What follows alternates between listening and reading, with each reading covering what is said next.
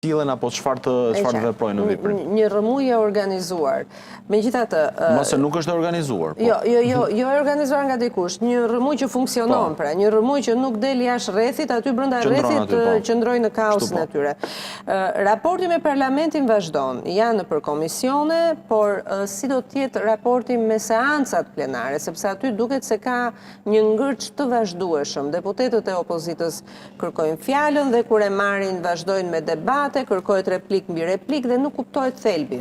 Shiko, sjellja që Partia Socialiste të paktën në disa seanca ka pasur me parlamenti, me seancat plenare, ka qenë në kufite skandalit parlamentare, sepse mjafton të kujtojmë që seanca e fundit u ndërpre në mes për një deklaratë që një deputet, që quhet Sali Berisha, e kishte bërë jashtë parlamentit. Pra, nëse do i futemi kësaj, sigurisht që Partia Demokratike... Kujdes që ndronë ekuilibrës. Jo, se po fletë sikur kanë ftuar dikën nga PD-ja këtu. Jo, nëse do i futemi kësaj, Partia Demokratike mund të legjitimohet, po themi që të kërkojë që t'i zihet, t'i jepet më shumë hapësirë në parlament. Por, nga ana tjetër, vetë Partia Demokratike bie brenda dhe delegjitimohet. Pse? Sepse në momentin kur zoti Taulant Balla vendos që të ndërpresin seancën në mes për një deklaratë që Sali Berisha e ka lënë jashtë, çfarë bën opozita? Thjesht ngre kartonat kundër. Ku në atë moment, në një opozit që pretendon se po i shkelen dhe po i përdosen të drejtat e saj, reagon më fort. Pra, ne kemi parë që kjo Parti Demokratike, këta deputet, kanë djegur karriget edhe kanë bërë akte shumë herë më të dhunshme për çështje deri diku më minore. Kur vjen fjala për këto lloj tematikash ku vërtet cënohen të drejtat e opozitës, reagimi është... Ka një qëndrim të qartë PD-ja si do ta ketë raportin me Parlamentin, pra ne ta dim në mënyrë institucionale, do të jetë raporti kushtëzuar, do të tani vetëm në komisione, do të jetë një prani në seanca thjesht për të qenë që mos të quhet bojkot. A ka një strategji të qartë dhe me Parlamentin? Është një, të paktën ajo që unë kam mundur të mësoj nga kontakte, pasi sikur se thash, si mendon një deputet apo një zyrtar i Partisë Demokratike nuk mendon një tjetër.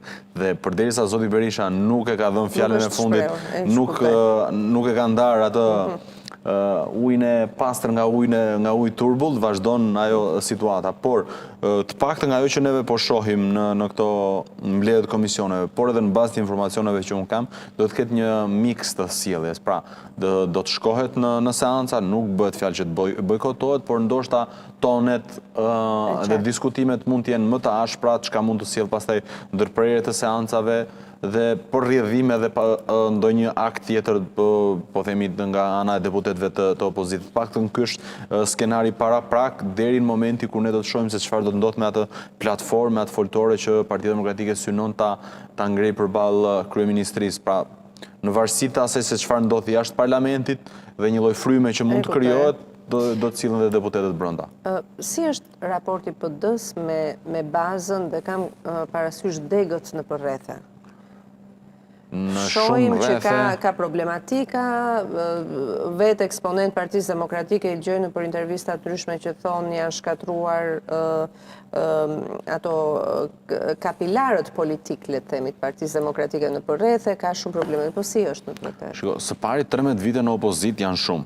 Atrofizohet. Po, së dyti, gati 2019-2026, po shkojmë gati 6 vite opozit edhe pa përfaqësim lokal, sepse është shumë e rëndësishëm, ne dim se sa me sa vështirësi Partia Socialiste arriti të bënte opozit në 8 vitet e saj 2005-2013, edhe në kushtet kur kishte pothuajse gati 70% të pushtetit lokal, duke nisur që nga bashkia Tiranë, Durrës, Fier, Vlorë, Elbasan, Korçë, pra pothuajse të gjitha bashkit më të mëdha të kryeqytetit të vendit me përjashtim të Lezhës edhe Shkodrës, Partia Socialiste i kishte në kontrollin e saj dhe kjo ishte një formë mënyre që jepte karburant dhe energji të vazhdueshme edhe Partisë Socialiste, sepse dim si funksionon, njerëz që punësohen, njerëz edhe njerëz që kishin ambicie politike, një hallë ke tillë. Po, e nisnin nga aty ndoshta kryetar bashkia, antar këshillit bashkiak, pastaj për të pretenduar më lart. Ndërkohë që Partia Demokratike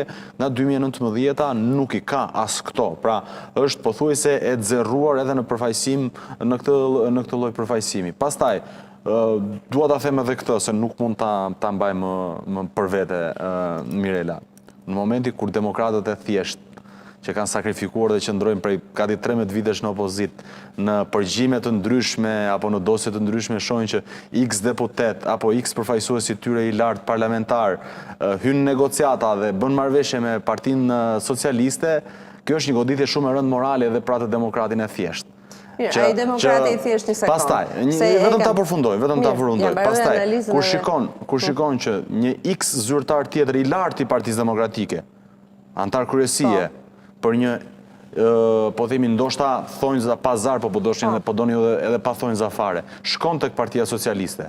Pastaj, kur shikon që një drejtues i lartë lokal i Partisë Demokratike, shkon dhe për një post, për një ofiq, në një X bashki, shkon dhe braktis opozitën, çfarë duhet të bëjë ai demokrati i thjesht? Demokrati i thjesht e para vetëm ka kontribuar për partinë, ka votuar, ka mbledhur vota, dhe s'ka përfituar asgjë. Ai njeriu i ndershëm që ka prirjet dhe votën e tij demokrate edhe në